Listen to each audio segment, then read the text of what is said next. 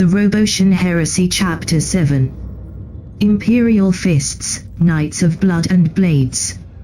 Few traitor legions have fallen as far as the Imperial Fists, whose name echoes bitterly through history accompanied with the laughter of the Blood God. Once they fought at the forefront of the Emperor's armies, bringing worlds under his aegis with cold fury and unmatched discipline, carrying high the banner of the Imperium's dominion. But now they are warriors, not soldiers.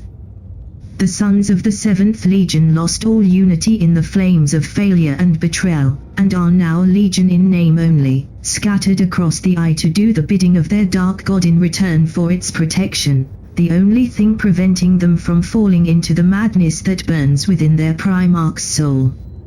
Origins. 10,000 years ago, the Emperor of mankind rose from the darkness of the Age of Strife to bring a new light to a galaxy shrouded in shadows.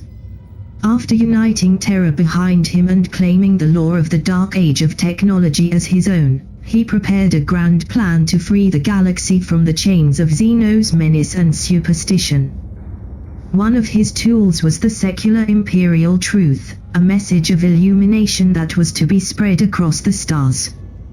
The second, and perhaps even greater, was the Primarchs, 20 beings of unmatched power, born of humanity and the Emperor's own blood. They were to be the generals of his Great Crusade, the leaders of the armies he would create in their images. But there were entities that had other ideas.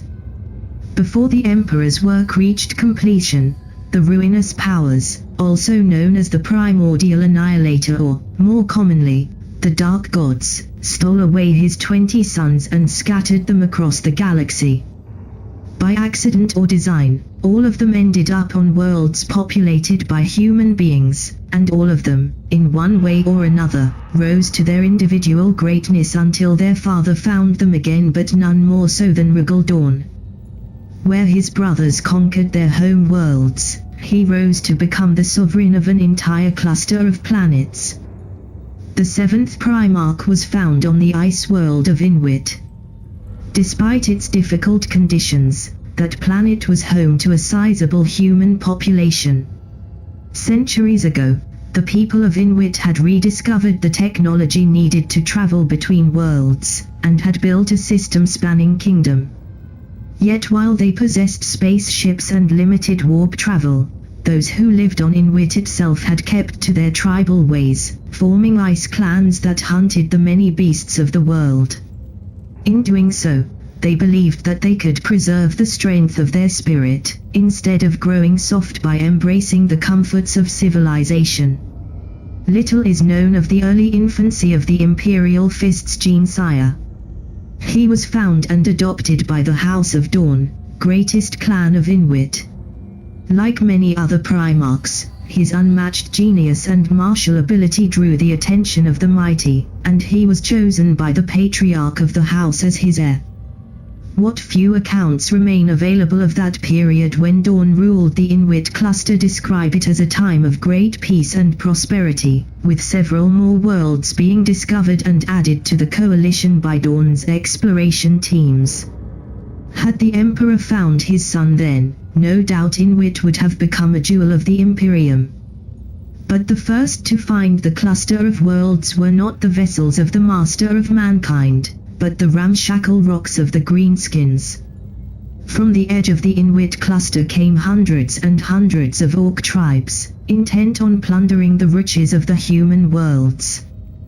This was no warg led by a single war boss, but a gathering of dozens of lesser groups, drawn together by the unfathomable whims that control the orc's excuse for a mind. Seeing this threat to his domain, Dawn gathered his forces and raised a great fleet and army with which to meet the Xenos.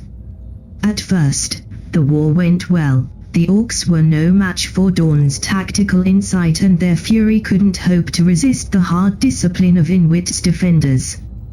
But as the battles went on, other orc tribes were drawn to the promise of a good fight.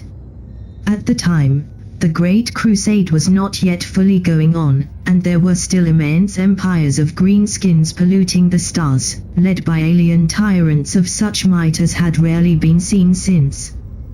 The Inuit cluster was near several of them, and their overlords, upon hearing of the giant in yellow armor who led the humans against them with such efficiency, began to move toward the source of the tales. The Phalanx. Before the Emperor found his seventh son on Inuit, Rugaldorn found the ruin of what would become the flagship of his stellar kingdom. Forged during the Dark Age of technology, the ship was orbiting Inuit, wrecked by damage so grand that none then could guess what had been the cause.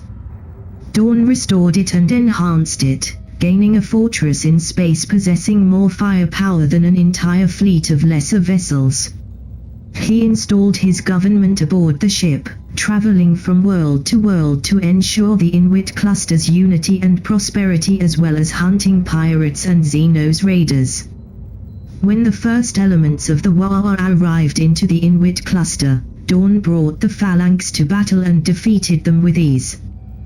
The ship was lost in battle against 7 space hulks, destroying all of them but taking fatal damage in the process. Dorn himself was on board, directing it until its final moments, but his crew forced him to evacuate, telling him that his life was needed to protect Inuit from the rest of the Orcs. The war against the Orcs lasted 4 years, and Dorn grew more and more somber as the military campaign went on. The loss of his flagship, the Phalanx, in battle against several space hulks gathered by the war hit him most harshly of all. Not only had the vessel been the political heart of his kingdom, it had also been the repository of many of the Primarch's childhood relics, mementos from his foster family now long dead. If one were to attempt to identify when the soul of Rugaldorn was first touched by darkness, one could probably point at that moment, though many other Primarchs suffered similar losses, and remained pure. The pod was drifting in the darkness of space, alone and ignored by the behemoths that waged war against each other in the infinite black. Dorn watched the last moments of the conflict through the pod's sensor array, seeing his flagship burn through columns of numbers and red dots. The Phalanx had been his home for more than 50 years. It had been the seat of his kingdom, but more than that, it had been the one place where he had truly felt at peace. And now it was gone, and his most loyal servants were gone with it. He himself would survive, he knew that. Though he had never seen it before that day. Dorn didn't doubt that his people had outfitted it with the best tech available, to ensure that he would survive even if the unthinkable was to happen. He would survive, and the rescue teams would find him. But that knowledge was cold comfort in the face of the losses he had suffered today. Though it had taken 6 of the Xenos' twisted ships with her, the Phalanx was dead. As he watched, her reactors finally detonated.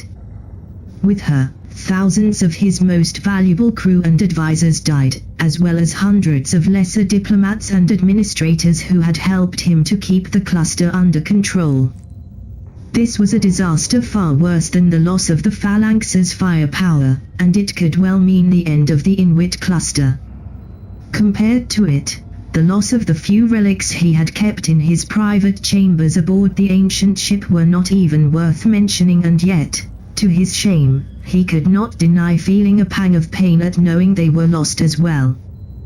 There was a lesson there. His men had sacrificed themselves to protect him because that was necessary. Because they believed that he had the strength to save Inuit from the threat of the Orcs. Looking at his castle burning in space, Rugal of the House of Dorn vowed that, no matter the cost, this sacrifice would not be in vain. Dorn was forced to turn more and more of his people into soldiers, and to divert an ever-increasing part of the Inuit cluster's resources to the war. While the Primarch fought on the front lines, discord spread amongst his people, who began to doubt his leadership in the front of the casualties taken and their diminishing standards of life. Analysis of the tactics employed proved that Dorn waged war with all the genius and skill of one of the Emperor's sons, but the human mind is not so easily convinced when one's children are taken to go fight and die against the Greenskins. Dissent spread in the Inuit cluster, and Rugel Dorn was forced to waste precious military resources putting down several outright rebellions against his perceived tyrannical ways, which allowed the orcs to advance further, turning entire worlds to ruins as they did so. Thus the seed of bitterness was planted in Dorn's heart. While he did all he could to protect his people, they were turning against him, blind to the necessities of war. In response, he instated martial laws on all planets still under his forces' control, turning his policy toward civilians a lot harsher than they had previously been in an attempt to avoid further troubles. It was at this point, when all hope seemed to be lost and Dorn's forces prepared for one final confrontation against the Green Tide, that the Emperor arrived. With 100 ships accompanying his own flagship, the Bucephalus, he came to the aid of his son. The orcs, surprised by the sudden reinforcements, retreated after the Master of Mankind boarded one of their foul vessels himself, accompanied with his custodians, and slew the war boss that had gathered the force attacking Inuit. The Emperor was reunited with his seventh son, though the reunion was hardly the occasion of celebrations. Other instances of the Emperor finding one of the lost Primarchs had been. Inuit was lost, its surface turned into a wasteland and infected by the Greenskins. The planet was evacuated and bombed from orbit, while Rugel and his father watched as the former's homeworld burned at his own command. The Master of Mankind then promised to his son that he would have his vengeance against the craven aliens, for there was an army he was to command, a legion shaped in his image, born of his blood. Astropathic messages were sent from the Emperor's own choir, and the Great Crusade's forces heeded the will of their Supreme Lord. From all the galaxy, the 7th Legion came to the ruins of Inuit, and helped crush the Orc Warrior so completely and with such fury that, even to this day, 10,000 years later, the Greenskins still avoid this region of space. Once the planets had been freed of the Xenos taint, the Legion, led by its Primarch, systematically destroyed every alien empire that had sent forces to Inuit. The Emperor fought alongside Dorn on this battle, soon joined by Horus, who had been directing other campaigns. In time, another Primarch, Mortarion of the Death Guard, came to join the crusade against the Orcs.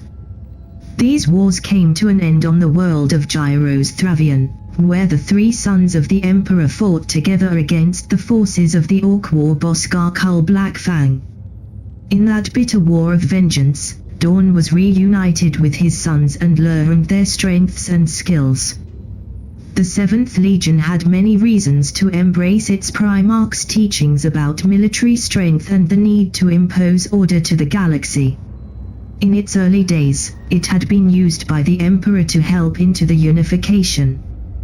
Terra hadn't then been the greatest jewel of the Imperium of Man, but a world torn apart by millennia of warfare and divided between hundreds of factions led by madmen and genocides. By the time the first Astartes were created in the Emperor's secret laboratories, most of the conquest of the throne world was done, but pockets of resistance remained, and the rest of the Sol system was yet to be added to the fledgling empire. The 7th Legion were at the vanguard of such conquest forces, fighting against the many horrors of the old night that still haunted Terra. For their bravery and the determination with which they had thrown down the remains of the darkness, they had received the name Imperial Fists, for to witness them in war was to see the incarnation of the Emperor's wrath. Now, with their Primarch to lead them, they were ready to return to the Great Crusade, and bring illumination to the stars with bolter and blade. The Great Crusade. In the Inquisition's forbidden archives of the Great Crusade's early days, the Imperial Fists are recorded as one of the most disciplined and honorable legions. The fury they displayed when fighting against Xenos breeds was almost unparalleled amongst the Astartes, and woe betide any greenskin that crossed their path. The 7th Legion specialized in overwhelming attacks against the enemy's headquarters, and became masters at the art of taking fortresses or reducing them to rubble. This was due to the change in Dorn's war philosophy after the loss of Inwit. Rather than fortifying one's domain, it was best to crush the enemies before he could become a threat. The grief of losing his home world to the depredations of the Xenos marked Regal Dorn deeply, and this reflected on his legion. While none of his brothers would ever dispute Dorn's ability as a general, his character rose concerns long before the heresy. Most of the other Primarchs had a monolithic personality, whose strength could make mortal humans faint simply upon meeting them. Dorn, however, was a conflicted and tormented soul, dwelling on his failure to protect Inwit and subject to violent mood swings. Sometimes he would obsess with glory even at the cost of his men's lives, others he would go to any length to win with as little losses as possible. This duality was mirrored amongst his legion. The two highest officers of his legion, Sigismund the First Captain and Archimus the Master of the Huskarls, Dorn's own personal god, incarnated this duality.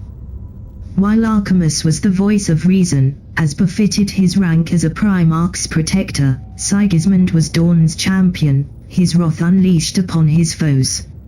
He led the Templars of the Imperial Fists, always at the forefront of the battles his company took part in, and earned much honor and recognition during the Great Crusade. What is our life? Duty. What is our purpose? Duty. What are we? Our oath. Without our oath, what are we? Nothing. What is our oath? Everything. To whom do we owe our oath? To the Emperor and the Primarch. Canticle of the Templars, during the Great Crusade. Regal's militaristic beliefs led him to impose an absurd level of discipline on his legion, punishing failure by flogging or outright execution. While some of his brothers opposed these changes, ultimately it was up to Dorn how he wanted to lead his legion. The 7th Primarch was often blunt, never hesitating in speaking his mind, and many of his brothers were infuriated by his criticism of their methods of warfare. He accused Alpharius of cowardice, Magnus of dangerous over-reliance on psychic powers, Lorga of naivety, and despite their similar martial beliefs, almost came to blows with Angron. But it was with Perturabo of the Iron Warriors that the Lord of the Imperial Fists had the most hostile relationship. The 4th and 7th Legions only ever fought one campaign together. On Shravaran, the Iron Warriors and the Imperial Fists waged war alongside the Emperor's Children and the Lunar Wolves against the Xenos breed known only as the Badoon. The details of that war are lost to time, but the aliens were crushed by the might of the 4 legions with ease, as could be expected. However, at the end of the campaign, a violent argument broke between Dorn and Perturabo, and their legions' fleets almost opened fire on each other before Perturabo, at Horus' council, called off his men and left the system, but not before vowing that his warriors would never fight alongside the Imperial Fists again. Today, only the Lord of Iron himself remembers the cause of the argument, as well as his demon Primarch brother in the Eye of Terror. The warsmith had insulted his sire, and though he probably didn't mean what he said, honor still demanded they meet in the Circle of Blades. The fate of Inwit was a subject the Sons of Dorn are unwilling to speak of, and to mention it, even in jest, was something that would earn flogging were the responsible a member of the 7th Legion. As it stood, Sigismund had no choice but to challenge Berossus to a duel, to defeat him and remind him to mind his tongue next time he stands amongst Imperial Fists. The warsmith had refused at first, but the Templar had not let it go, calling out to the 4th Legion's own cowardly style of warfare in an attempt to bring the other legionary to accept the duel.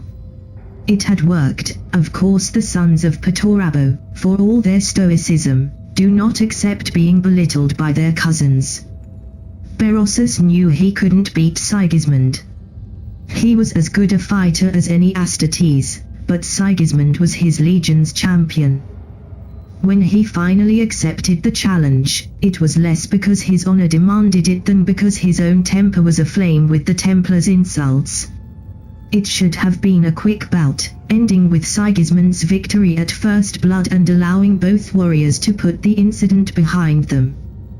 But now, horror held him in its grip as he looked upon the corpse of the warrior he had called brother not 3 nights ago. That had not been his intent. The Iron Warrior was a bit slower in a parry than the Templar had anticipated, and the sword pierced straight through his unarmored chest, puncturing his 2 hearts and killing him before the warsmith had the time to blink. Accidents like this had happened in the training and dueling circles before, but for Sigismund, it was the first time he has killed another of his kin, and the blood on his hands seemed too red, too rich. As he looked at them, the rest of the room explodes in furious shouts. There were many onlookers for this fight, both from his legion and from the 4th. And they had all seen him kill Berossus. This, he thought, was going to have consequences. He just didn't know just what these consequences would be. Decades later, when Perturabo called Horus and his father for help in destroying the Orc Empire of Ullanor, he deliberately ignored Dorn, despite his brother's undeniable skill at fighting the Greenskins. This made the rift between the 2 Primarchs even deeper, and the Imperial Fists began to spread rumors about the Iron Warriors, calling them cowards who hid in their fortresses and attacked their enemies from afar with their artillery rather than fight at the front of the Great Crusade like honorable warriors. When the Emperor called for the Council of Nicaea, Dorn didn't take any position in the debate. His legion had always used a Librium, but even if he acknowledged its utility, the Primarch of the Imperial Fists still distrusted the users of psychic powers. As the Emperor's judgment was pending, he gathered all his librarians aboard his flagship, so that following his father's decision, whatever it may be, would be easier. However, before the Master of Mankind gave his decision, a terrible accident killed all those who had been gathered, crippling the Imperial Fist's Librium. Rugal, who had been waiting with several of his brothers, returned to his ship in haste, only to find the corpses of his sons and entire sections of the vessel melted, as if some cataclysmic fire had occurred. Massacre and his brothers were fighting with all their strength, and it wasn't enough. Their swords blazed with psychic power, each strike cutting down one of their hateful foe. But for each one they fell, another 2 took its place. There was no hope of reinforcement from the rest of the ship. The first thing the 1,000 librarians had done when the warp had broken through had been ordering the whole section sealed, and non-psychers combatants would be a liability against such creatures as they faced anyway. The reek of blood and iron was overpowering, passing straight through their hoods' filters as though they weren't there. The beasts before them were not of any form that could be described in words. They were and weren't there at the same time, leaving impressions behind them, shadows of memory that left burning marks the shape of old Earth's mythical Diablos on the psyche of the warriors.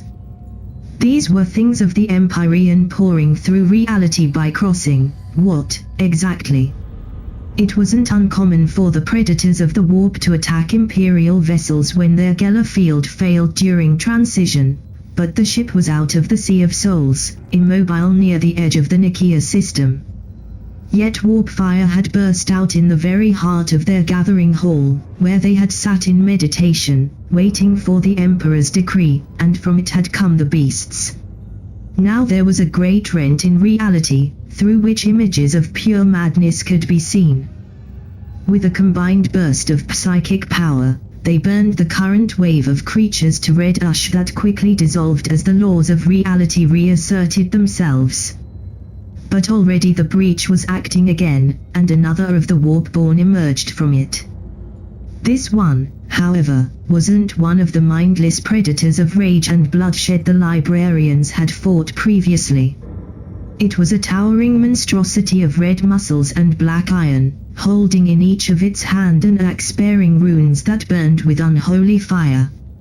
And while the other beasts had screamed their hatred in wordless shouts of impossible sounds, when this one spoke, Massacre's tortured mind understood its meaning. I am Scarbrand, which is, I am your end. Behind this being, this Lord of the Damned, this Prince of bloodshed and hatred, came thousands more of the lesser creatures that had already whittled down the legionaries' numbers. And it was then that the 656 remaining sons of Dawn trapped with the daemons started to die, while Khorne laughed in the Sea of Souls. The last librarians of the Imperial Fists were those who hadn't been present at the gathering, having been delayed for one reason or another. In later years, they died one by one in apparently ordinary deaths, while implantation of Rugel's Geneseed unto young psychers failed systematically. When the heresy began in earnest, none of them were still alive, which was probably a blessing in disguise, as their fate amongst Khornates would have been an unpleasant one. For centuries, the Inquisition and the Thousand Sons have investigated this matter, and have found nothing. This total absence of evidence has led some to believe the Dark Angels were involved, having engineered the loss of the seventh psychically gifted sons in order to leave their Primarch exposed to the touch of the Blood God. Though this remains only a theory, it is true that Dawn's character changed for the worse after Nicaea. Beyond his sorrow at the loss of so many of his sons to what appeared at the time to be random chance, Dawn was furious at being passed over in Petorabo's favor. In his eyes, the glory of being the Emperor's Praetorian belonged to him and his legion, not to his rivals Muddiggers. While Petorabo left Nicaea with one of the greatest honors to be ever bestowed upon a Primarch, Dawn's legion was crippled, bereft of the support of psychic powers the Emperor himself had decreed were a necessary part of the Great Crusade. In the years that followed, the Imperial Fists redoubled their zeal in the Great Crusade, claiming more and more worlds for the Imperium despite the fact that their Librium never recovered from its losses. At the same time, the recklessness of Dawn and his commanders increased, as did the losses they took for every victory. To compensate, entire generations were stolen away from the planets the Seventh conquered, leaving collapsing civilizations in the wake of their expeditionary fleets. Reports were sent to Horus and Terra, but such was the scope of the Great Crusade that it would take a lot more than civilian complaints to cause censure against a Primarch. Then came the Cherort incident. The Cherort system was home to a confederation of human worlds who refused their integration into the Imperium.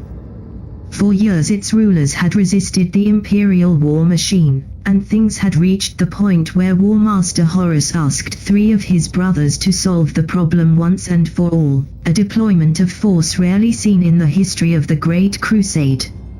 Fulgrim of the Emperor's children, Dawn of the Imperial Fists and Curse of the Night Lords brought the elite of their legions to Cherort. Where the Imperial army had toiled in vain for so long, the Astartes broke the back of the resistance in mere months. The leadership of the defenders was eliminated by strike teams of the Night Lords, while the 7th and 3rd legions destroyed their strongholds one by one. 94 days after the Primarch's arrival, the Cherort system surrendered to the Imperium. However, in the ruined streets of what had been the Confederation's capital, Conrad Curze saw his brother Dawn ordering the execution of the prisoners, despite their commander's capitulation. Curze was driven furious by the sight. He confronted his brother, demanding that his men cease their exactions this instant, and left the area to his own legionaries' care. but Dorn denied the savior of Nostramo. He told Conrad that these men had to be punished for daring to resist the Imperium, lest others do the same and bring the whole empire down, exposing mankind to the Xenos. He accused the King of the Night of cowardice, claiming that Kurz was too weak to do what was necessary, and that his protecting of mortals would only make the species weaker and, in time, doom it. At this, the Primarch of the 8th Legion lost his calm. He attacked Dorn, and nearly killed him before Fulgrim pulled him off the Lord of the Imperial Fists. Later, the Phoenician would learn that Kurz had acted not simply out of fury at having his beliefs and ideals dragged in the mud, but because Dorn's words had triggered a vision of apocalyptic destruction and betrayal. By the time the truth of that vision would be revealed, however, it would be too late. Dorn left Cherort with his legion at once, leaving his two brothers to deal with the system's compliance. He was furious at Kurz's insults and assault, vowing that he would make his brother pay for the affront. At the same time, the words of the savior of Nostramo echoed in his mind, and he began to doubt. He knew Kurz was one of his father's favorite sons, and that his views were likely those of him of Earth as well. Besides, despite his scorn for Patorabo, he knew that the Lord of Iron harbored similar thoughts. Both of them refused to acknowledge the inherent weakness of man, and the necessity of the strong leading them, with or without their accord. In Dorn's eyes, this attitude would only lead to more destruction like what had befallen in Wit. It was as he brooded over this that the 7th Primarch received a message from his brother Roboutian Guilliman. The arch-traitor told his brother the same lies with which he had infected his own legion, that the Emperor was weak, and had abandoned the Great Crusade, leaving the galaxy his sons had conquered for him into the hands of unworthy mortals. Even Horus, once the greatest of them, had reduced himself to a mere diplomat, even now trying to negotiate peace with a degenerate human culture which consorted with Xenos. That particular information ignited Dorn's rage, for the War Master had been one of the few he had trusted and admired amongst his brothers. Yet the proof Guilliman showed him, picts and official communications from the so-called Interrex, were impossible to deny. Guilliman told Dorn of his desire to return the reins of the Imperium to those who both deserved them and were capable of making the choices necessary for mankind to survive. And to do that, he needed the help of Dorn, who knew more than any other the need for strong leadership and the risks of allowing mortal humans to guide the destiny of the species. Regal Dorn fell for his corrupt brother's lies, and pledged himself and his legion to the cause of Guilliman's rebellion. In return, the Lord of the Ultramarines told his brother of his plans, and of the place where they would be put in motion, a 5-planet system known as Istvan. The Heresy, Atrocity and Massacre. Istvan had been brought to compliance several decades ago, by a contingent of the Raven Guard.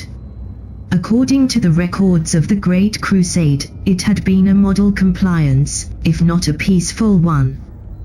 The people of Istvan had resisted the coming of the Imperium not because they didn't want to be reunited with Terra, but because the imperial truth had conflicted with their religion.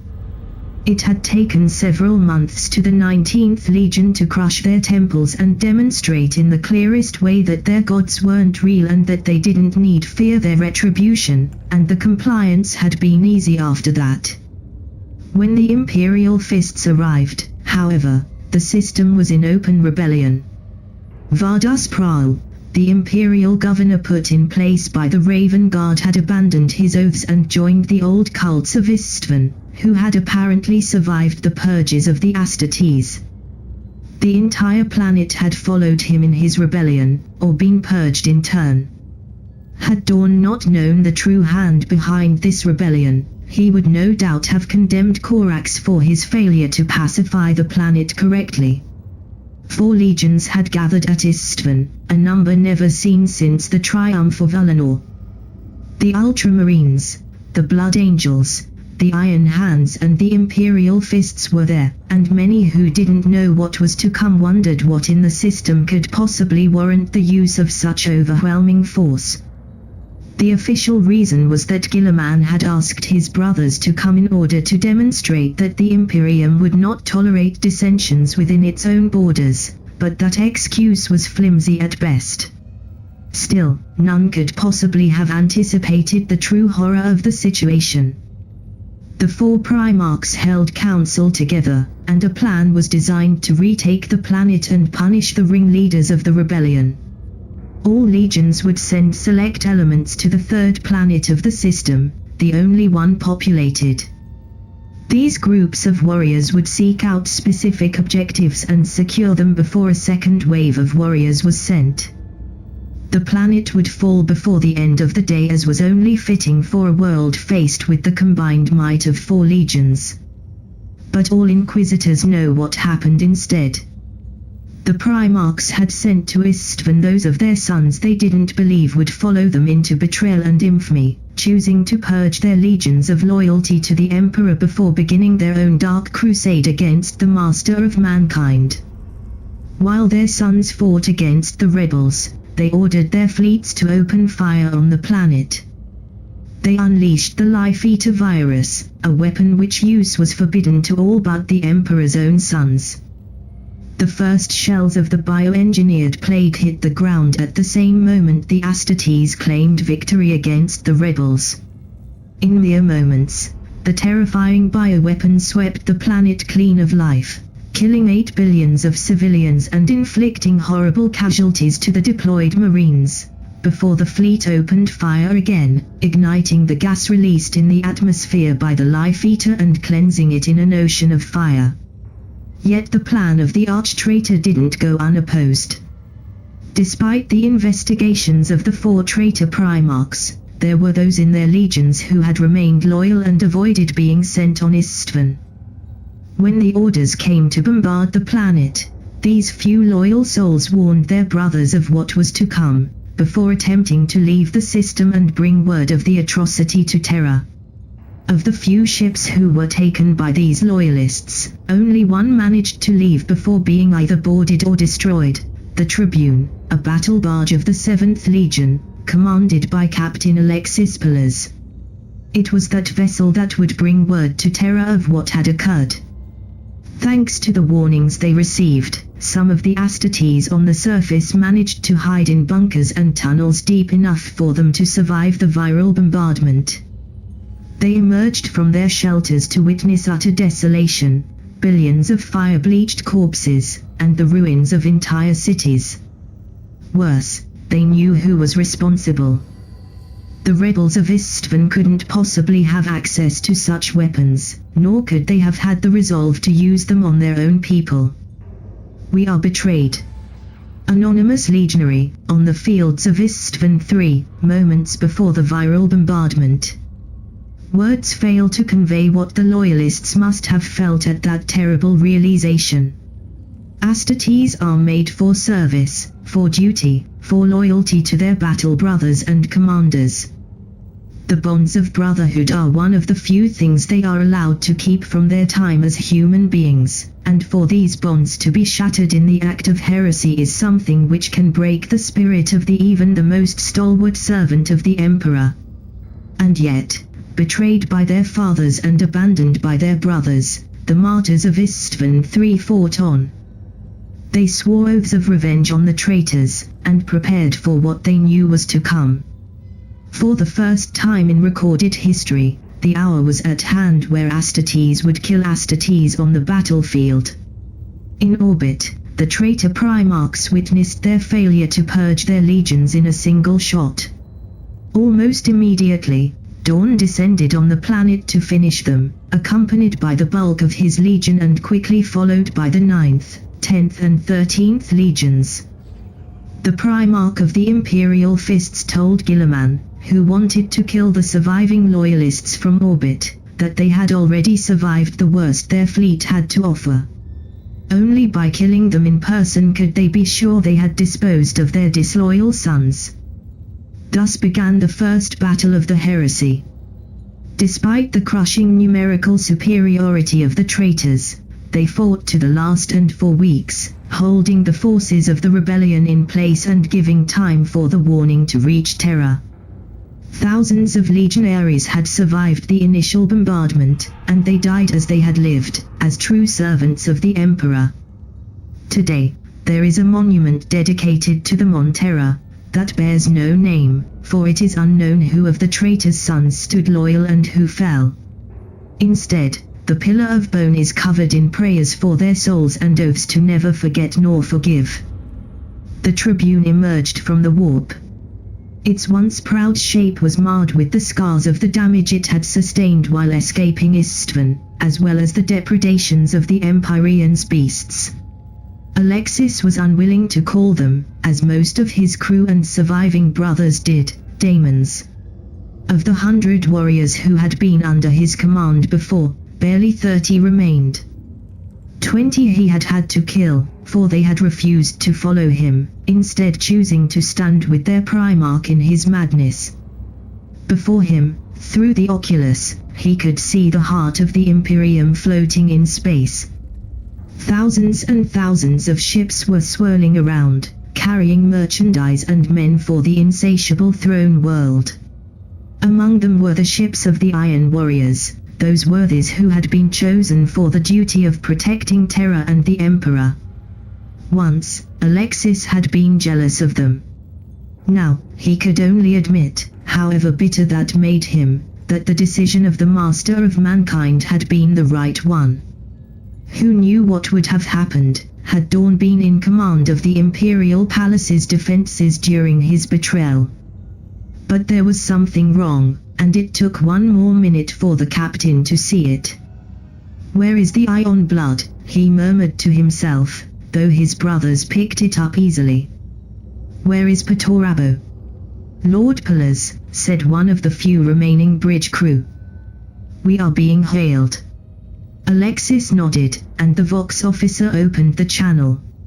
"Imperial Fist Vessel," said a voice with the distinctive sound of an Astartes, the tone of a commander, and the caution of a man who doesn't trust the one he was speaking to. "This is Warsmith Forix of the 4th Legion. Identify yourself and state the reason of your presence in the solar system." "My name is Alexis Pillars. Once a captain of the Legion Astartes. Once a son of Regal Dawn. And I have come here to warn you of betrayal, son of the Praetorian." Eventually, word reached Terra of what had happened, just as War Master Horus returned from the Interrex with new knowledge of the perils of chaos. In haste, a force of 7 legions was ordered to converge on Istvan and annihilate the traitors, while 2 more legions, the Word-Bearers and the Eaters of Worlds, were dispatched to Ultramar.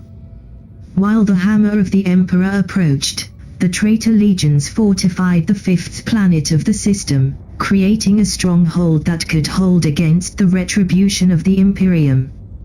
Of course, even then, the 4 traitor Primarchs knew that amongst their 7 brothers Horus had sent, 4 had already pledged themselves and their warriors to Guilliman's cause.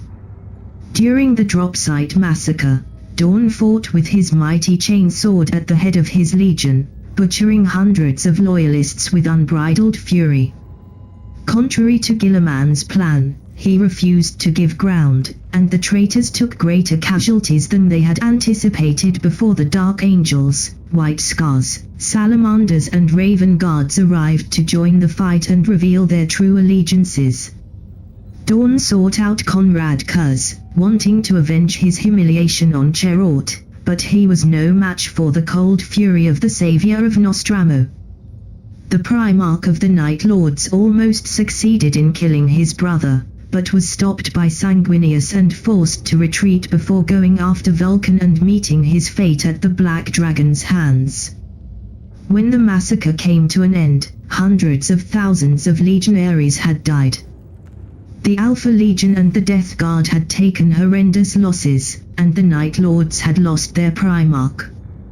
Word arrived from Guilliman's agents in Ultramar that the Ruin Storm had been unleashed, trapping the 12th and 17th Legions in his fief. The heresy could now begin in earnest, and spread across the entire galaxy as it made the Imperium burn. The Blood Crusade. While the Ultramarines advanced on Terra, the Imperial fists spread across the Imperium, burning all the Iron Warriors' fortresses they could find on the way. Released from the constraints of Imperial law, the 7th Legion fought with a ferocity that belied the cold facade they had shown during the Great Crusade. Determined to show their strength to the rest of the galaxy, they sought to test themselves in battle against the most difficult of enemies, the Iron Warriors and their fortress worlds. As the heresy raged on, however, Dorn noticed that there were changes ongoing in his legion.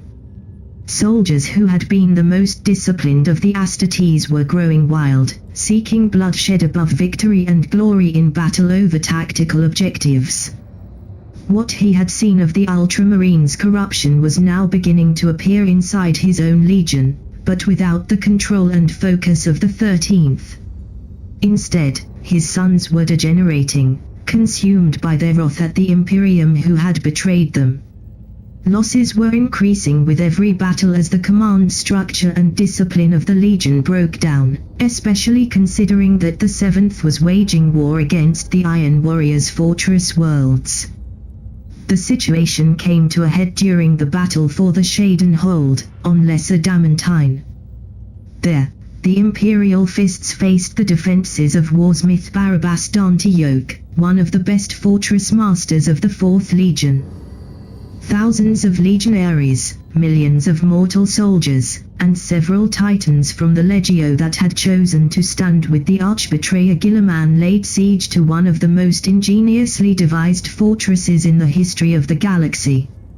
For 3 years Dorn laid siege to the Shaden Hold, and as time passed entire companies of his legion hurled themselves into Dantiyoke's defenses, heedless of their Primarch's orders, consumed by the desire to reach their foe at last. Infighting broke out between his legionaries and mortal allies, as the lust for blood grew amongst the Sons of Dorn as they were denied the chance to face the Loyalists in direct conflict. Finally, Dorn managed to breach the warsmith's defenses, only to find that Dantiyoke was gone. The son of Patorabo had escaped and rigged the Shaden Hold to detonate. The Primarch of the Imperial Fists barely escaped with his life, but the total toll taken by the siege on his legion was appalling. It is estimated that more than 1/10 of the 7th's total strength was lost thanks to Barabbas Dantiyoke, a deed that has led to the warsmith's beatification by the ecclesiarchy. Seeing the terrible damage done to his armies, Dorn realized that his legion was killing itself. His whole body throbbed in pain, and he was alone. Something had gone wrong when he had activated the teleport, though he would likely never know exactly what. "What are you doing here, Iron Warrior?" asked a voice that was unlike any voice he had ever heard. It was a voice that was filled with gravity and nobility, alike the kind of voice that could make armies lay down their arms in shame, and turn fanatics away from their false idols. He looked up, and saw a figure in grey armor that somehow appeared to be shrouded in golden light, even though no sun shone in the hellish skies. He knew these features, though he had never seen them in person. They were depicted on thousands of remembrances works and on propaganda posters for the Imperial truth all across the galaxy. "I do not know, Lord Lorga," said Barabbas Dantiyoke, kneeling before the Primarch of the Word-Bearers. Dorn sought the counsel of his brother Guilliman, whose knowledge of the warp was unrivaled amongst the traitor Primarchs, save perhaps for that of Lionel Johnson. Roboutian told his cohort that the blood god, Khorne, had marked Dorn's legion with his sigil, and that it was the Chaos God's influence that was transforming the 7th more and more quickly. While he honored the more martial aspect of the god of war, Dorn also didn't want his legion to become mindless berserkers, or die out before the heresy could even reach Terra and face the greatest challenge of all, the Imperial Palace. That is why, with the help of the Ultramarines, he made a pact with Khorne. In return for their eternal service, the Imperial Fists would be protected from the madness that was threatening to consume so many of their numbers. This protection came at a price in blood that the Legion paid without hesitation. For 3 years, while the heresy advanced toward Terra, the 7th Legion gathered its strength and burned 100 civilian worlds, killing hundreds of billions of innocents in an offering to Khorne in order to seal the pact. This carnage was later recorded in Imperial archives as the Blood Crusade, and in time, that name would be attributed to other large-scale actions of the 7th Legion. The fury burned in his veins like a holy fire. It was filling his muscles with strength, accelerating his reflexes and lifting the fatigue from his limbs. Not that he would have needed this blessing to slay his current targets. The population of the Fal system was utterly defenseless in the face of the Blood Crusade, and there had been a time when the slaughter of such weak prey would have annoyed him. But he knew now that this was an offering, a proof of faith and dedication to the power that had marked them all as his. The weak had to die so that the strong could remain strong. Such was the way of the universe. The fists were merely speeding up the process. Sigismund's blade tore another of the fleeing civilians in two, and the Templar looked up at the sky, which were already starting to shine with the sacred red of the god of war as the 7th drew his attention by the offering of billions of lives. No matter how many times he saw it, it always filled his heart with savage joy and pride, for he knew that the eyes of the Blood God were upon him more than any of his brothers. "Blood for the Blood God," he shouted, letting some of the fire in his heart spill over to his brethren. "Skulls for the Skull Throne." By the end of the Blood Crusade, the 7th Legion had gone from traitor to Chaos Marines, as the Dark Angels did when their Primarch returned from the Maelstrom. No longer did they fight alongside Guilliman in order to bring order to the Imperium and protect it from the horrors of the stars. They fought for glory and the favor of Khorne. To mark their allegiance to the Blood God, all Imperial Fists painted their gauntlets in red. This tradition, kept ever since, has led the loyal legions to call the 7th the Crimson Fists rather than their original name, denying their traitorous kin the qualifier of Imperial. His legion saved from madness at the cost of their immortal souls, Dorn turned his gaze to the ultimate objective of the heresy, Terra, and his brother Patorabo's fortifications. There, he knew, would the final battle for the fate of the galaxy be waged. There, he would prove that he was the strongest of them, and always had been. The Siege of Terra. The skies burned with fire.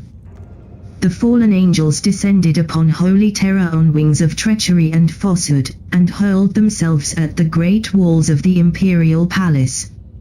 And leading them, before even the blue-clad arch-traitors, stood the scions of blood and carnage, their honor forsaken and their hands forever red with innocent blood. Excerpt from the Canticle of the Dead.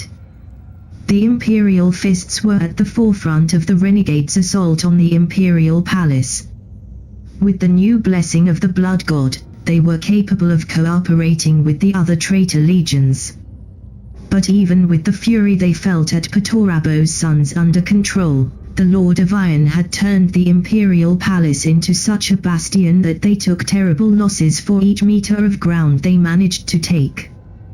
The absence of the Blood Angels, who had been supposed to support the advance of the 7th but instead preferred to sate their blasphemous thirst on Terra's population, made the situation even worse.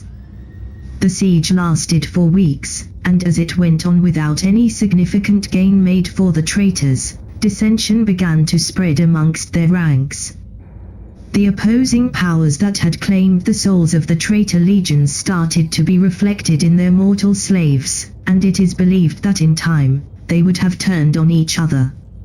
For Guilliman lacked the ability to inspire his brothers to truly stand by him, and had instead drawn them to rebellion by appealing to their own desires and grievances toward the Imperium. The death of Horus at sanguineous hands was the only thing that prevented the other traitor legions from directly turning on the Blood Angels for refusing to fight alongside them on the walls, and when the 9th Legion finally joined the fight, it seemed that the rebels were about to break through and invade the palace. Then the Night Lords and the Emperor's children arrived, and it is said that Dawn's scream of rage at the coming of Ker's sons shook the walls of the inner sanctum itself. The Raven Lord left the surface of Terra to face the 2 legions in orbit, while Vulcan remained to face the forces of the 8th Legion, which seethed with the desire to avenge their Primarch.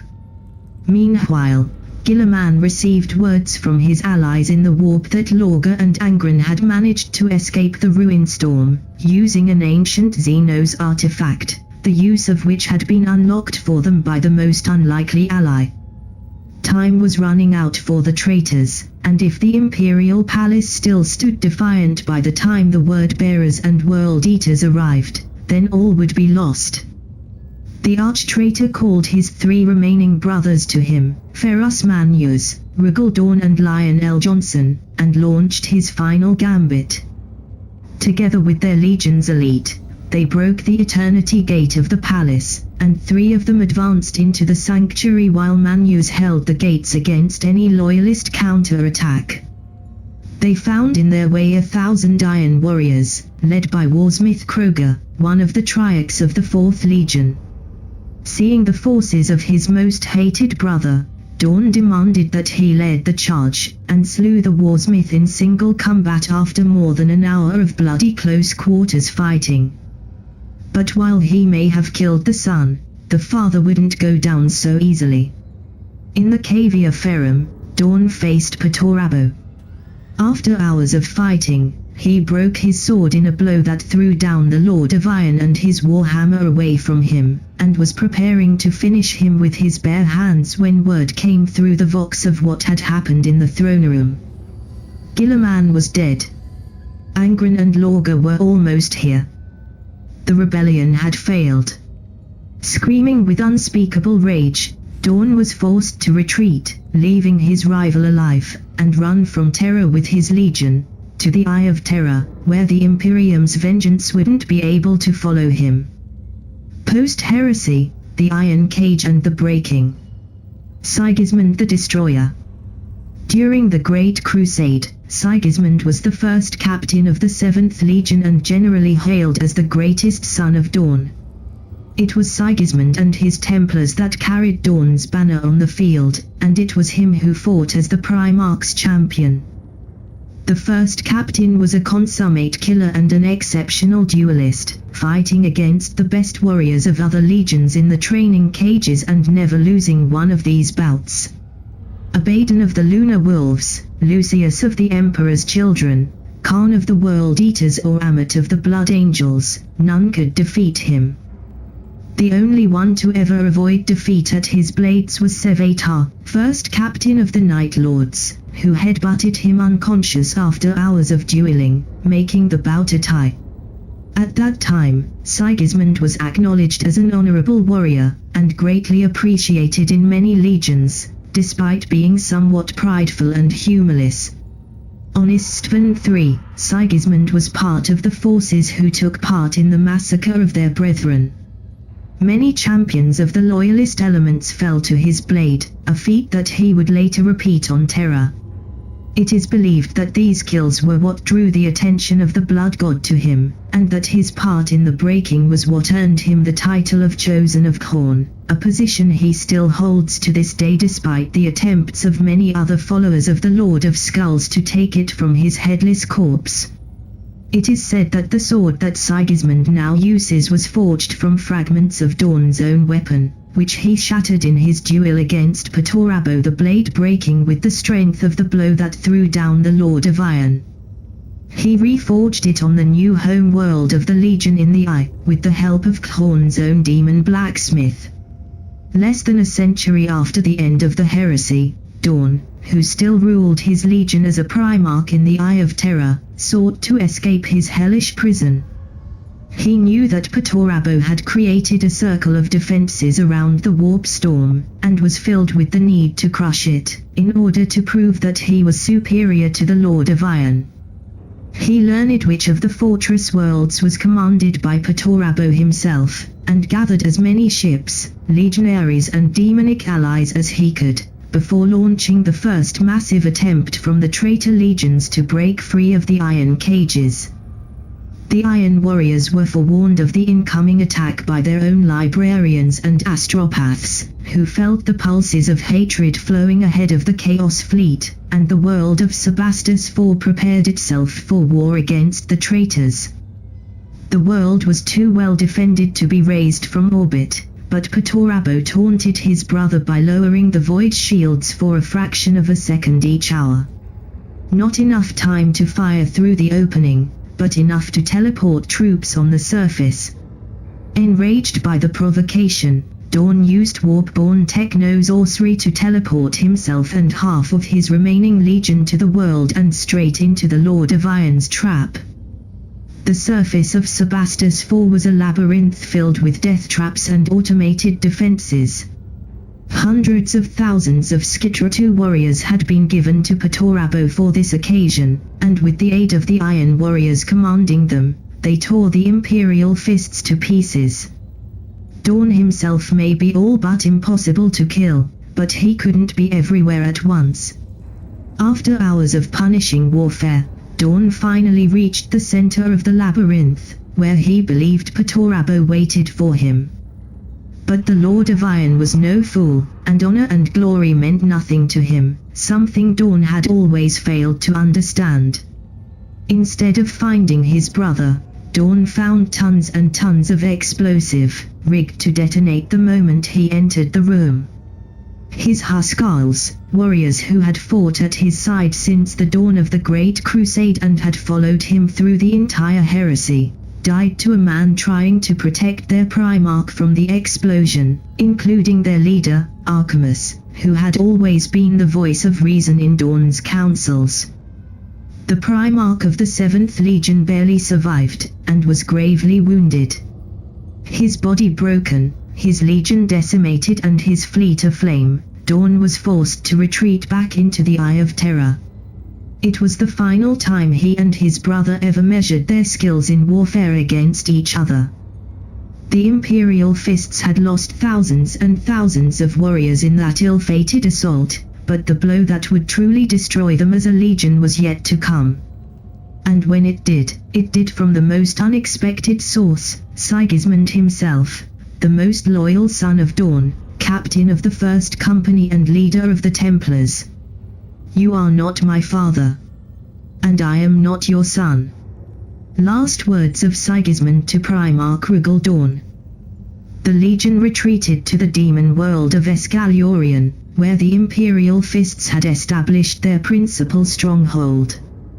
But as they began to heal and repair the damage their fleet had taken, the first captain of the Legion and his men began to slaughter their own brothers and their mortal servants and allies. With no warning nor reason given, Sigismund turned on his own bloodline and sought out the remaining leaders of the 7th, captains and fleet masters whose reputation and skill could have united the Legion while the Primarch recovered from the wounds he had taken. Chaos spread across the entire demon world, and hosts of Neverborn incarnated from the bloodshed, reaping an even greater toll on the Imperial Fists' numbers. In the absolute confusion, companies began to fight each other even without Sigismund's presence. It seemed as if the 7th Legion was going to destroy itself, and then dawn rose. The ground was slick with his son's blood. The skies were burning with the fires of hell. His whole body was aflame with the pain of his injuries. Grafted skin was falling from his exposed muscles as he advanced toward the sounds of battle, but he ignored it. It was only pain. What mattered was what his world was under attack. Who dared to attack him here, where his legion was at his strongest? Who thought that the Imperial Fists had been weakened enough by Perturabo's cowardly trap? When he emerged from his chamber and saw the battlefield, He didn't understand. There was no enemy. No Astartes wearing the colors from another legion, no host of daemons led by a champion of one of the blood god's enemies. Yet the air was filled with the sound of death cries and chainbloods on Karamite. Cold realization set in, his sons were killing each other. Who, he howled, anger quickly replacing doubt. Who dares? I do, said a voice he knew all too well. Sigismund stood before him, his armor painted black safe from his red gauntlets. He wore his helmet and held in his hands Storm's teeth, reforged after it broke against Patorabo's Forgebreaker. Dorn had never learned just how the Lord of Iron had acquired Ferrus Warhammer, and he didn't care. You, he sneered. You did this. Yes. You have failed us, Father. You will destroy the Legion, grind it to dust against Patorabo's iron cage. I will not let you do it even if it means I have to destroy the Legion myself. You. Hatred boiled in his veins. A red veil descended on his thoughts as he took in the true scope of the betrayal. Cracks formed in his flesh as the raw power created by such carnage gathered in him, seeking a host capable of giving it form in the semi-material realm that was I-space. Before Sigismund's wide eyes, the blood that had been spilled all across the planet began to flow toward the Primarch's towering figure, forming a great column of crimson fluid that reached all the way up to the tortured skies. Then the column burst apart, revealing a creature of nightmares and utter bloodlust, which looked down at Sigismund with burning hatred in its eyes. I will kill you, said the demon Primarch in a voice that was the damnation of heroes and the death of innocents, my traitorous son. The Primarch of the Imperial Fists ascended to the ranks of the demon princes on the same day his favorite son destroyed his legion. The rage he felt that day now burns in him forever, but the one he seeks to destroy eluded him.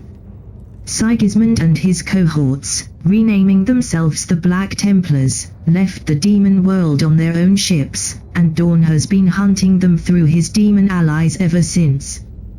With their Primarch removed from them and thrown into the great game of the Chaos Gods and most of their superior officers dead at the Black Templars' hands, the Imperial Fists fractured in hundreds of small war bands, generally no larger than a single company commanding a single ship.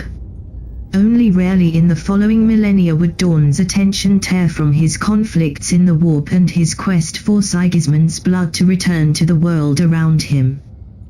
The Black Templars. When Sigismund the Destroyer left his legion, a sizable host followed him. They were the warriors who saw the former legion's champion as the chosen of the blood god, and who owed him their loyalty either because of his former rank or because of a blood debt.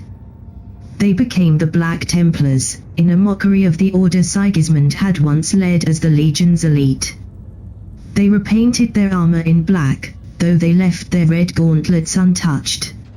4 centuries since then, they have loyally followed Sigismund throughout the Eye of Terror and beyond, seeking worthy enemies, be they Xenos, servants of the Imperium or fellow traitors.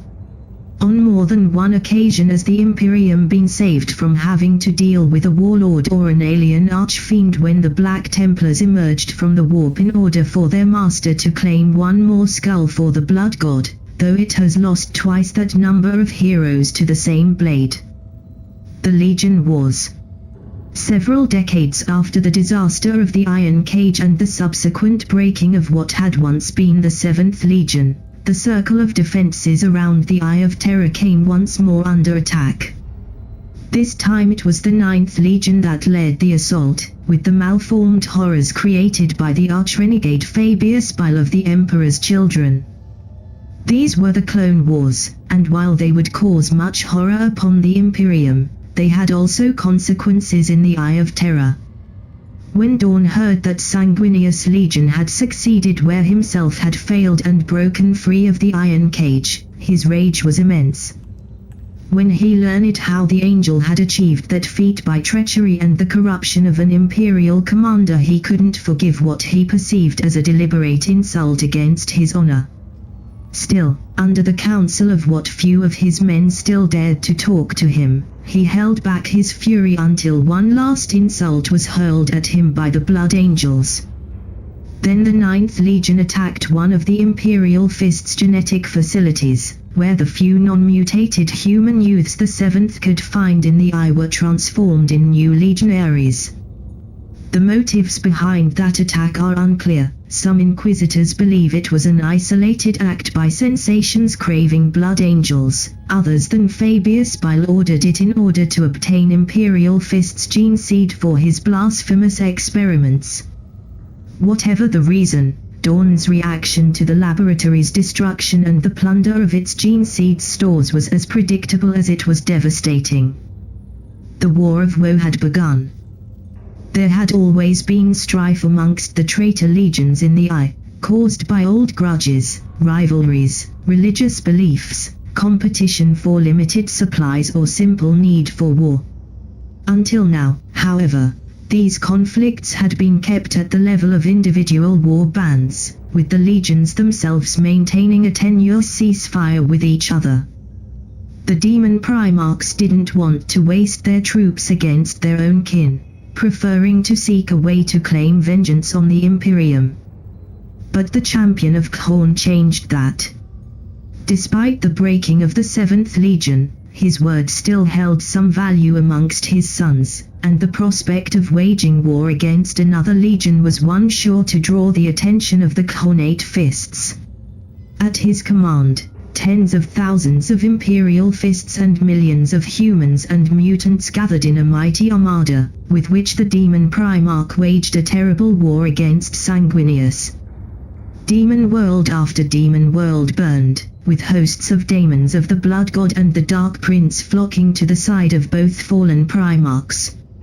Other legions were drawn to the conflict, whether their own Primarchs wanted it or not. Faced with his brother's onslaught, Sanguinius called back most of the forces he had sent in support of Fabius Bile's incursion into Imperial space. This is estimated to have significantly contributed to the ultimate victory of the sons of Horus and Emperor's children, for though the losses they took in destroying the renegade chief apothecary's so-called Black Legion, Imperial scholars who know of the Legion Wars consider them to be a perfect example of the maxim known to all Imperial commanders facing the archenemy on the field: sometimes, the very nature of chaos is the Imperium's best ally against its minions. Ultimately, the two demon primarchs of Khorne and Slaanesh faced each other on the demon world of Idris, an ancient crone world of the Elders located near the center of the Eye of Terror. The exact details or victor of that epic confrontation remain unknown even to the mightiest seers of the Thousand Suns, but it caused the war between the 7th and 9th Legions to abate, if not wholly cease. In some parts of the Eye, the sons of Sanguinius and Dawn still fight. The weapons of the two demigods lay broken at their feet, shattered by the might of their blows. Their pieces were lost amongst thousands of dead legionaries in yellow and crimson armor. The two had been fighting for an eternity, yet still they battled each other under the gaze of the dead of Idris. Sanguinius' magnificent wings were broken and bloody, his glamour stripped away and the ugliness beneath revealed. Dawn's armor was covered in crack, and blood gushed from 100 wounds. Each of them would have killed a space marine outright. There were no words exchanged between the two demon primarchs. The Lord of Angels had tried to taunt his foe at the beginning of the duel, and Dawn had answered by scoring first blood. After that, there had been no more insults. Only the fight between the avatars of two opposed gods, while their sons watched in awe from far, far away. Even battered and wounded, the fallen sons of the Emperor were figures of terror and wonder. They fought with their bare hands, but such was their power now that each blow could have rent a tank apart. Around them, Thousands of Neverborn were born and destroyed every second as conflicting energies clashed, their brief existences spent in singular screams of hatred and despair. In the sky, the baleful unlight of the Eye of Terror's central black hole shone upon the demigods, forming a hateful trinity with the gazes of the god of war and she who thirsts. For decades, the Blood Crusade had raged on, igniting the Eye with what was already coming to be called the Legion Wars. Though the apparent motives behind it had been understandable by the minds of mortal men, in reality, conflict between the 7th and the 9th had always been inevitable. With the heresy failed, the great game had returned to its state of opposition between the four, and the slaves to darkness had hailed the call to war against their patrons' enemies when it sounded in their very souls. And so the gods' champions had come to the crone world of Idris, to fight the final battle of the crusade amidst the graves of elder dead. Thousands of soul stones had been crushed in the battles between the legions, their energies feeding the spawn of the Dark Prince while turning his warriors' attention away from the fight and toward the quest for more of the precious gems. The animated constructs of the Xenos had been crushed between the two warring legions, reduced to thin bone dust by the Karamite boots of the Chaos Marines. A handful of living elders, who had come to the planet for purposes unknown, had similarly died. The lucky ones at the hands of the Imperial Fists, the rest under the fangs of the Blood Angels. When the legions had come here, all had known that this would be the final battle. The skies above Idris had been filled with hundreds of ships, belonging to the two legions and their allied war bands.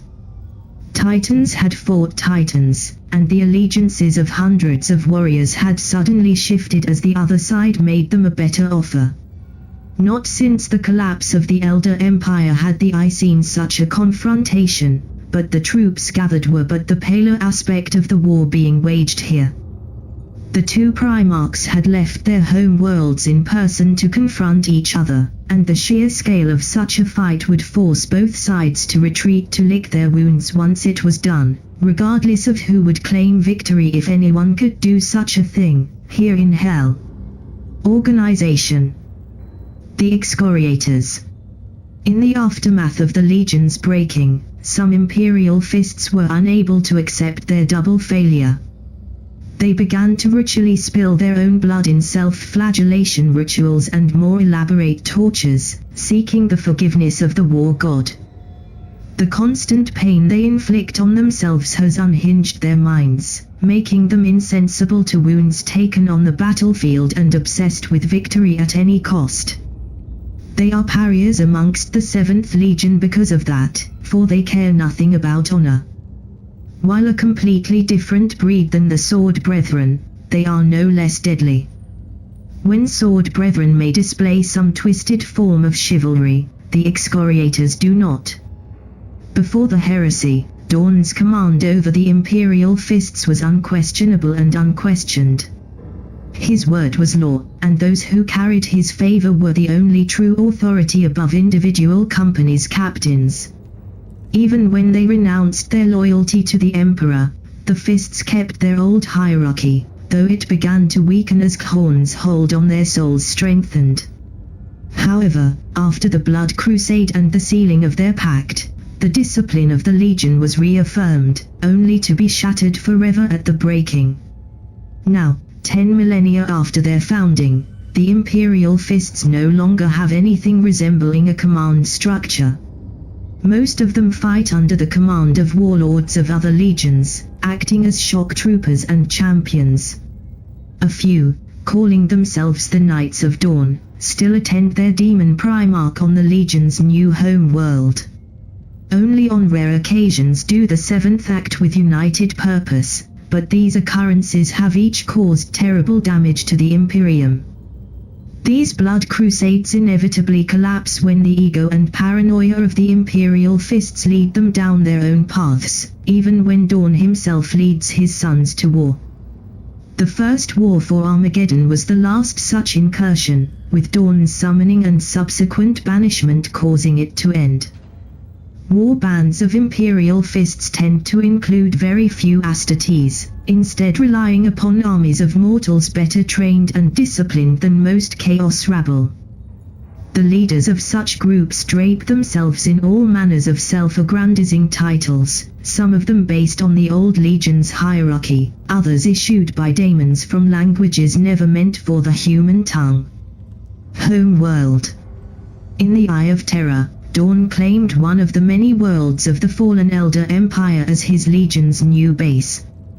Before the first Battle of the Iron Cage, Imperial seers that peered into the eye to watch the traitor legions described it as a giant fortress, with demon engines capable of shooting approaching ships and walls higher than those of the Imperial Palace, taking advantage of the fluctuating nature of eye space.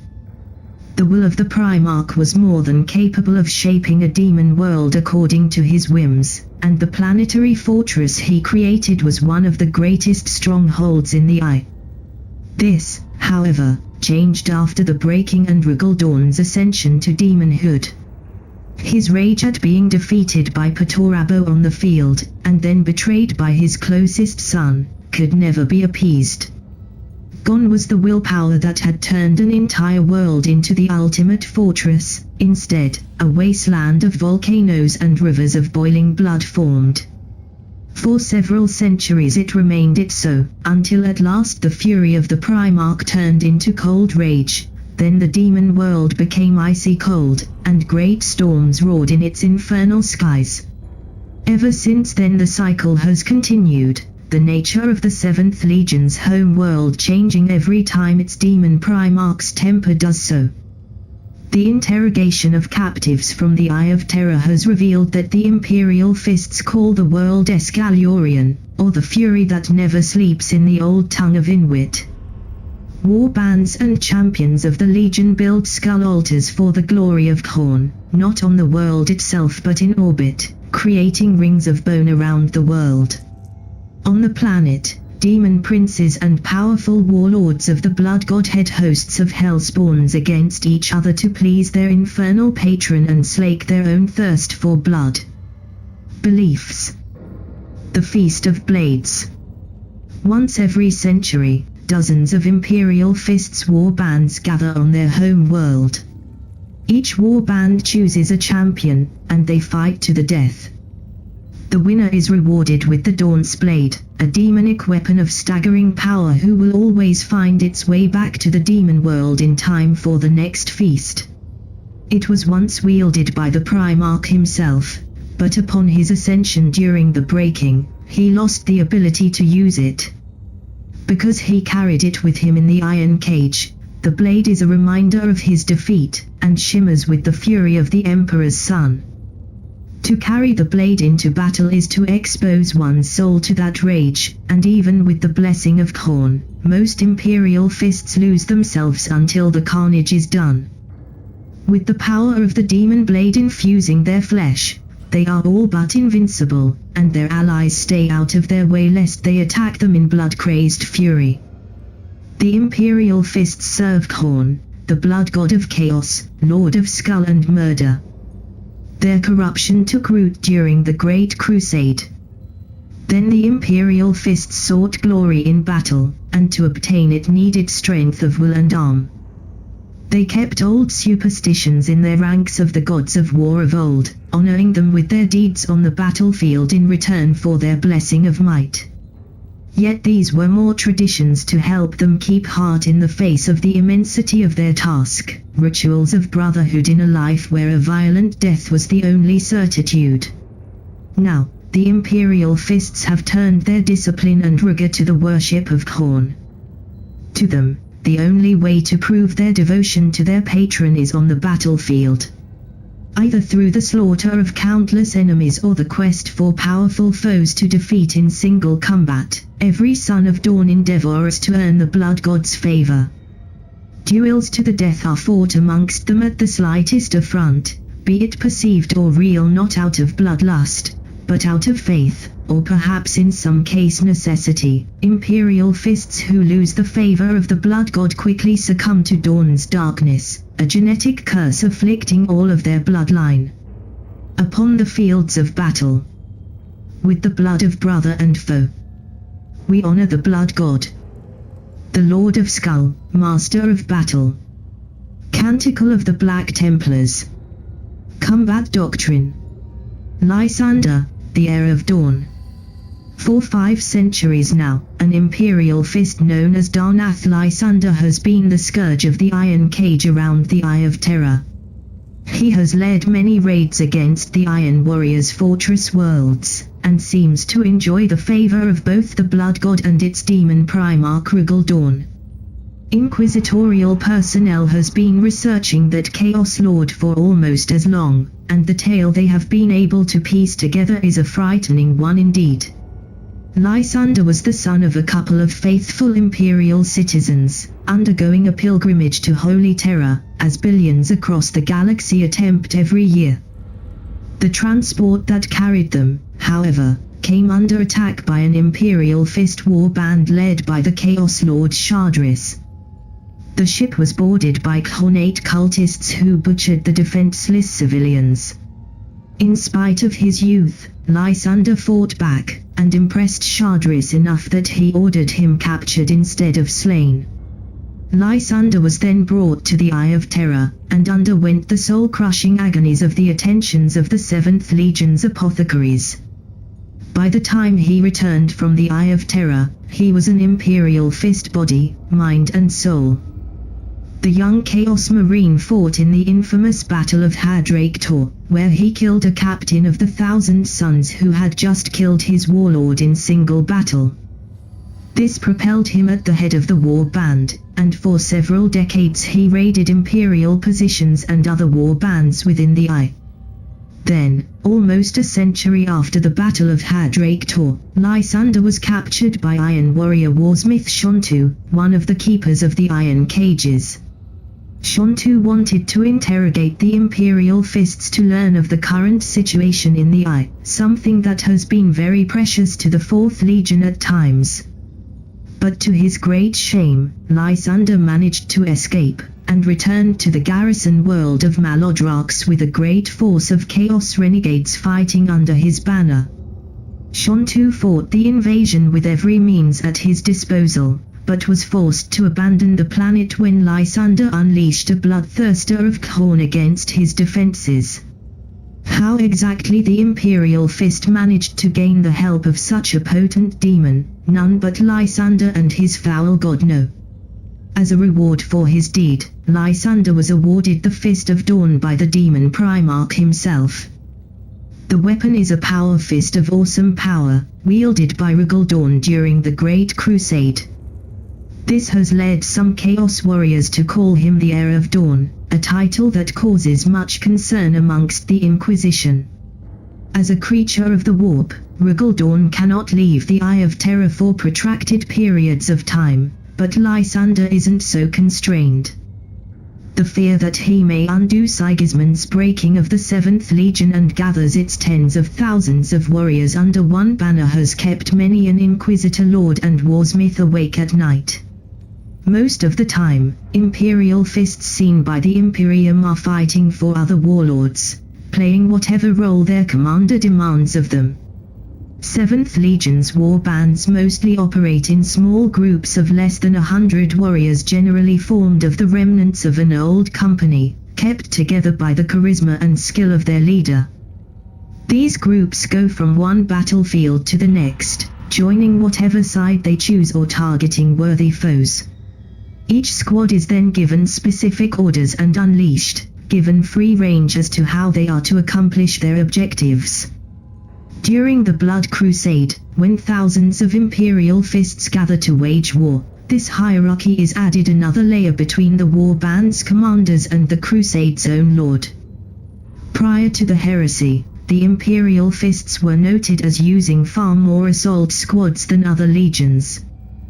The units were the vanguard of the rest of the legion, tasked with breaking enemy lines and securing positions for their brothers to reinforce them.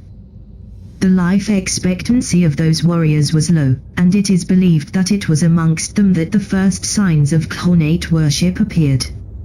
For these warriors, a legacy could only be created through heroic deeds that would be told by the Legion for eternity, and so they sought glory in battle more than most.